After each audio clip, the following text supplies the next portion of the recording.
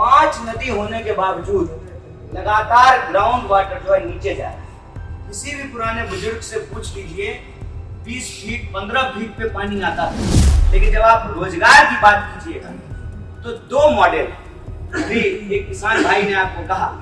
एक मॉडल कांग्रेस का मॉडल था कि जिस किसान का जमीन लेते थे उसके घर से किसी न किसी को नौकरी दी।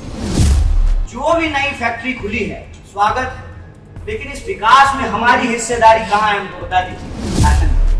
मैं कहता हूँ ये सुशासन की सरकार नहीं है, ये प्रचार वाली पलायन कराने वाली सरकार है। सबका इंटरेस्ट सिर्फ चुनाव में, सारा मसाला जो है सिर्फ चुनाव में। मतलब जिसमें मसाला नहीं हो, चटपटी बातें नहीं हो, उनको कौन देखेगा। नमस्कार, आप देख रहे हैं देशवा न्यूज और मैं हूं आपके साथ कन्हैया पासवान। बेगूसराय में आज प्रतिपक्ष नेता राहुल गांधी और कन्हैया कुमार पलायन रोको नौकरी दो यात्रा के तहत आज बेगूसराय पहुंचे। मैं आपको बता दूं कि राहुल गांधी कुछ एक घंटा बेगूसराय में रुके और उसके बाद वह फिर वापस चले गए, जिसके बाद कन्हैया कुमार के द्वारा आज प्रेस वार्ता का आयोजन किया गया। प्रेस वार्ता के दौरान क्या कुछ कह रहे हैं कन्हैया कुमार, आइए देखते हैं इस पूरी खबर में। बात कर रहे हैं जहाँ 5 नदी, बेगूसराय पंजाब की तरफ 5 नदी है बेगूसराय। गंगा नदी, गंडक नदी, बैती, बलान और ब्यावर जिसको बाया नदी।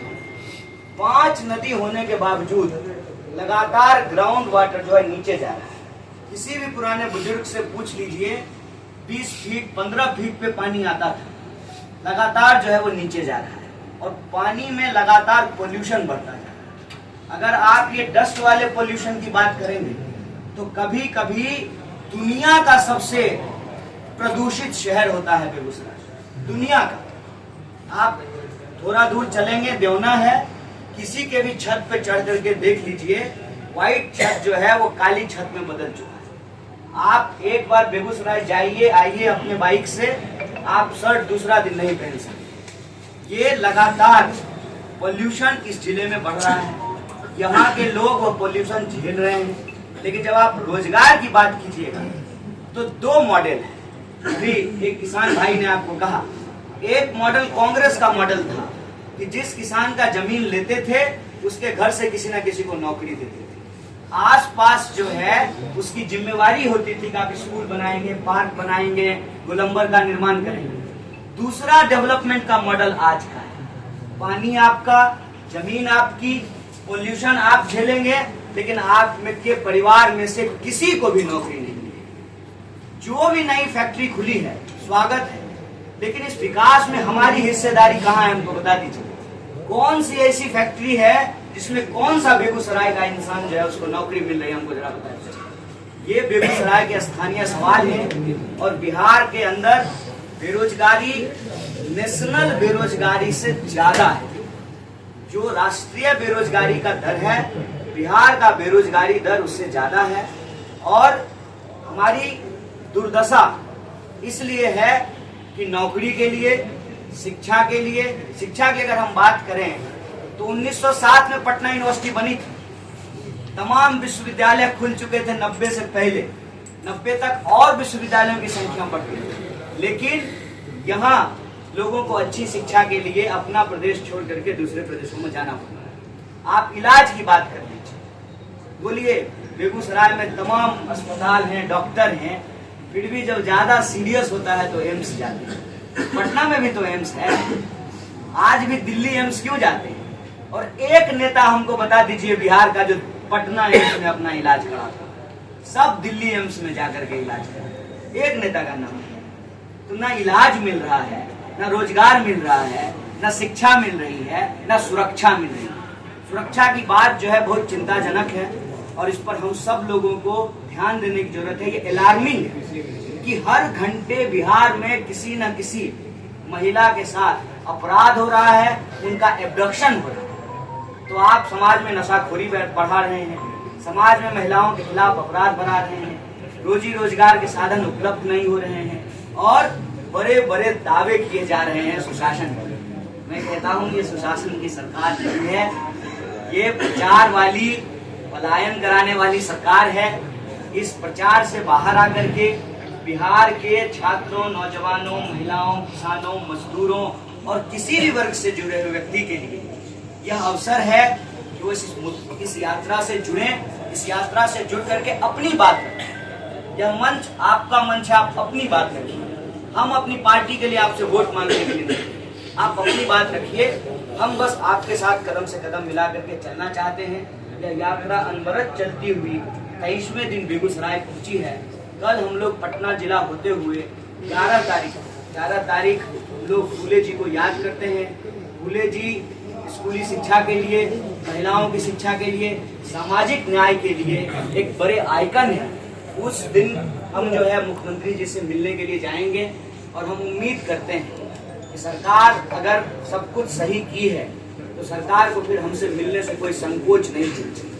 सरकार हमसे मिलेगी और हम बिहार के मुखिया को जो हम मांग पत्र कलेक्ट किए हैं हर जिले से, कहीं चीनी मिल के मजदूरों ने मांग पत्र दिया, कहीं ऑटो चलाने वाली महिलाओं ने मांग पत्र दिया, कहीं किसानों ने मांग पत्र दिया। बेगूसराय में हर जिले में जो मुद्दे लेकर के स्थानीय लोग आए हैं, उन मुद्दों के आधार पर एक मांग पत्र तैयार करके हम बिहार के मुखिया को मांग पत्र सौंपना चाहते हैं। हम चाहते हैं कि आने वाले दिनों में बिहार में जब चर्चा हो चौक चौराहे साथ आपका, चूंकि गिरिश जिला है तो लगा होगा, बिहार विधानसभा का चुनाव संभावित है और उसके 6 माह पूर्व पदयात्रा हो रही है।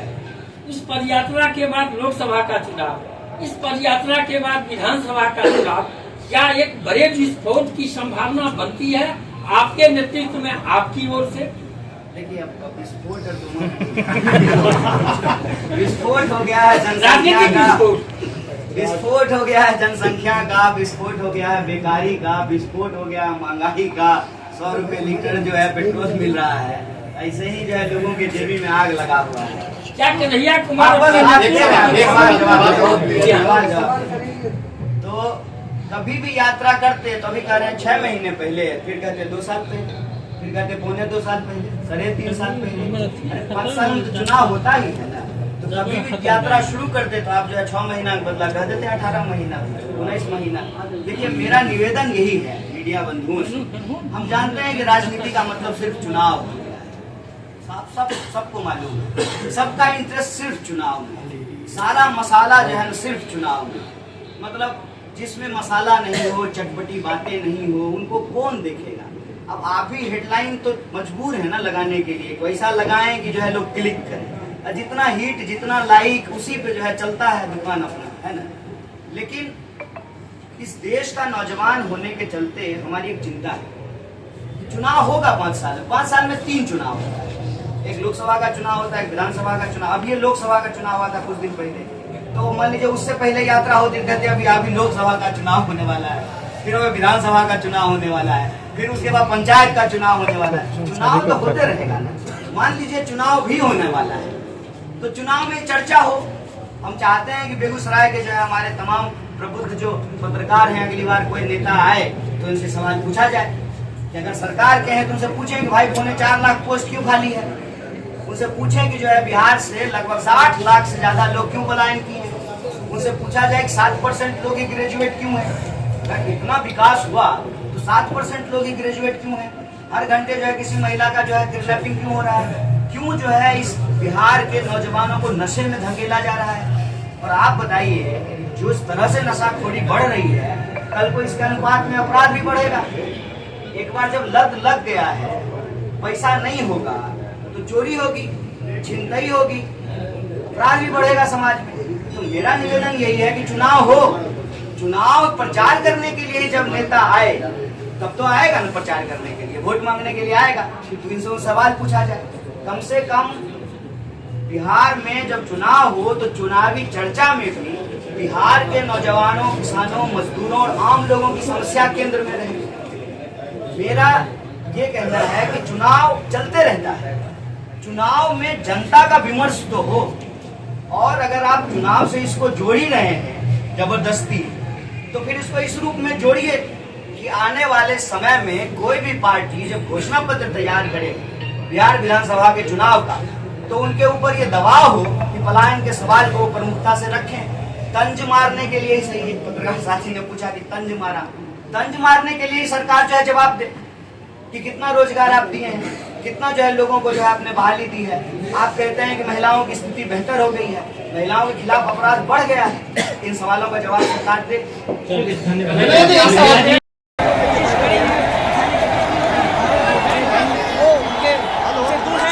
राहुल गांधी के साथ ये तस्वीर देखिए।